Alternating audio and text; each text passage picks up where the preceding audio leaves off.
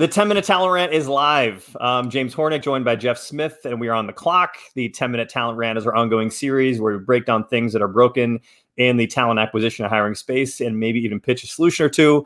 Before we dig in, remember to subscribe to HireWell's YouTube channel and the Talent Insights podcast where you can get all of our episodes. This week's topic, the revolving door of recruiting and how to stop it. So Phil, this is a philosophical conversation about the entire recruiting industry. So I want to make it clear, I'm not dumping on companies or recruiting firms or recruitment tech. It's really kind of soup to nuts how recruiting is done across the board. And I think there's a lot of things that need to change. We're going to make the case for that.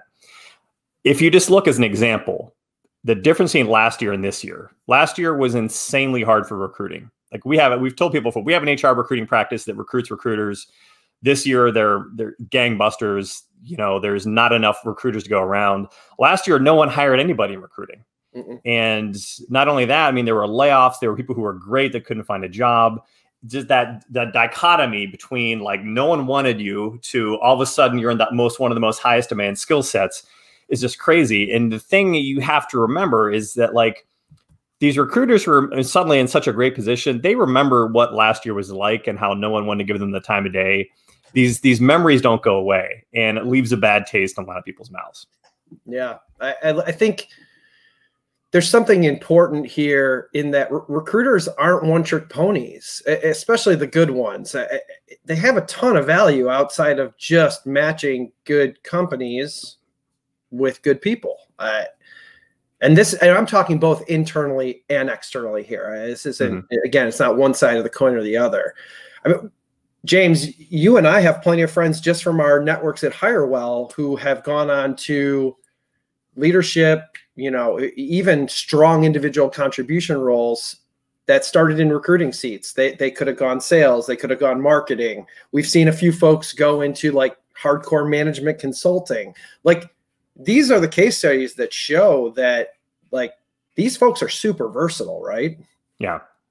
And I think to give everyone some perspective too, hiring, here's the challenge. Hiring is not usually a sustained flat line, right? And when it is, it's usually not that exciting. It's binge flat. Companies go through phases where they need to hire a lot, and then it tapers off. They need to hire a lot more. So there's some inherent challenges there. Recruiters are generally attracted to two things. So one, organizations that have sustained exponential growth. It's fun when you have a lot to do. It's fun when you have a good story to tell. It gets people excited. It makes your job easier. It's not always possible. Fortunately, that's just not the way the world works. But the other thing is opportunities to do more strategic work, more interesting things than just digging ditches, just doing the tactical, finding people to fill jobs. There's a lot more to recruiting, and we'll talk about that in a second as well, too. That's right. If you want to be great at hiring, you have to hire and retain the best recruiters. And those are your two levers, like sustain forever growth or more strategic thinking in terms of making the work more interesting and making the work easier, more effective. You know, the flip side is recruiters, they worry about companies that have tapered growth and that can't think strategically about how they do hiring. That last one is incredibly important. So, yeah, I mean, you mentioned it at the onset. It's one of these scenarios in which we forgive and we don't forget. We being the recruiters, like we have long memories, and we were trying to think of a job. We couldn't come up with one. Maybe somebody that's watching can, but I can't think of a job where the better you do, the more likely you are to lose your job because of the way that it's structured. Like, holy crap, we're in a downturn. The suits say, who do we cut? Where's the payroll cut? Recruiters, we're not going to be recruiting anybody. We're always the first ones. And, you know, professionally, like it's just looked at completely needlessly as totally transactional and completely tactical. And it couldn't be further from the truth. Like there's absolutely a strategy to recruiting. And like, if you do some of these extra things like outside of the day-to-day recruitment function, it actually helps you kind of set the stage for when those spikes occur. So let's talk about what we mean by strategy here, because this hits on all levels. Look at whoever's view of the recruiting industry there is. Start with job seekers. What are complaints job seekers have? Companies ghost on them, that they're forgotten about, they slip between the cracks, the interviews are inefficient, people are asking them stupid questions. there was some level of like, there's clearly lots of things broken in people's interviewing process, and no one's tends to be fixing them. And these are things that can, if they're actually fixed and done right, can help you hire more efficiently, get a better brand, get all that type of stuff that make your hiring easier. Look at it from like the agency view. Most contingent recruiting is still what is the most popular method out there.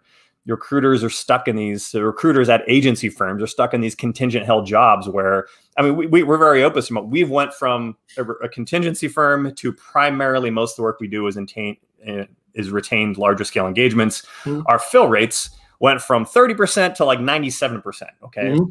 Knowing that your work is not wasted and your time is not wasted is insanely fulfilling to you as the recruiter. It just makes, but part of it too is like its ability to, there's much more work that needs to be done besides just sourcing and being a glorified sourcing factory in terms of actually helping clients solve problems through lots of different things. There's just so many inherent inefficiencies that can be addressed throughout all that. Yeah. I mean, if you look at it from the company point of view as well, like I'm not saying all together, but like we've seen enough instances, myself included, being an internal person at a point in time. Like everyone talks about data. There isn't great data because the rest of the organization isn't trained on how to input the data to make it clean. You're relying on hiring managers and candidates and administrators to like all put stuff into the ATS, and it just doesn't happen. You want to try and find repeatable candidate pools. You want to have effective branding. Like all this stuff tends to be like this big giant fire drill that inevitably turns all of these, or most of these internal recruiters into kind of transactional kind of chess pieces. And I think like when we think about fixes, like you said it, like you have to think about it strategically. You have to think about like, if you give a good recruiter the keys to the car, right? If they're given the ability to move the needle for the entire recruitment process, nuts to bolts, they will make it more efficient. I mean, bottom line, I think that you can build exceptional referral programs. You can teach managers how to interview. And I don't want this to sound like there's an opportunity here just to do busy work, right? Like that's not what we're talking about. We want to enable the rest of the organization to recruit well so that when the spike happens, all the heavy lifting's already done. And that's where a recruiter can be really valuable. And so that's the company side. If you look at the agency side, it's the same thing. Like there's so much opportunity for recruiting firms to ditch the recruiting model, become a more strategic partner. There's firms already doing this. We're one of them, but there are a lot of other ones out there. But you can handle those when things do need to go. Like companies should be able to handle more of these peaks on their own if they're set up more strategically and have better processes in place. When those spikes kind of roll over, working with firms that actually are built to kind of assist in those other things too. The extra, if you're going to hire a firm, they should actually be a subject matter expert for all the things you need them for. They should be able to handle kind of all these processes, not just, in terms, especially if it's different skill sets and other areas you need. I think the other thing that's important too is like shameless plug, like there's so much turnover in the agency space. Yeah. We have very little turnover at HireWell. And the reason why is because we take on projects that are more strategically minded, that are more entrenched in our client environments, that actually have, it's more exciting work. We're able to offer the recruiters that we work with here a continual run of different clients they can work with during their peaks and during their spikes that makes it interesting for them, which is how we're able to retain so well.